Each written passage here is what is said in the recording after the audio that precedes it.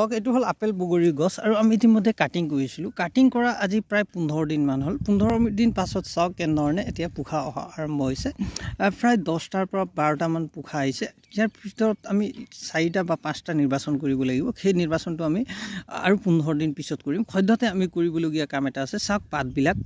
এনেধৰণে পোকে খাব আৰম্ভ কৰিছে এইটো সাধাৰণ পোক হয় এইটো চাওক এইবিলাক সৰু সৰু পোক থাকে যিবিলাকে আপোনাৰ ইয়াক পাতবিলাক খাই দিয়ে পাতবিলাক খোৱাৰ লগে লগে কি হ'ব এই ডালবিলাক যেটো উলাইছে সেইটো আপোনাৰ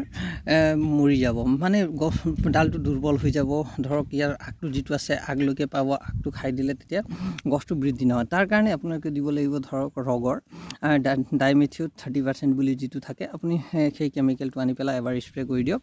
প্ৰতি লিটাৰ পানীত 1 ml কে এতিয়া স্প্ৰে কৰিলে হল পিছৰ পৰ্যায়ত আপুনি 2 ml কে স্প্ৰে কৰিব পাৰে নামটো লিখি থক ৰগৰ টাফকৰ বা আপোনাৰ তেনে ধৰণৰ সাইফাৰমেথিন যেটো আছে সেইটো দি দিলে হৈ গ'ল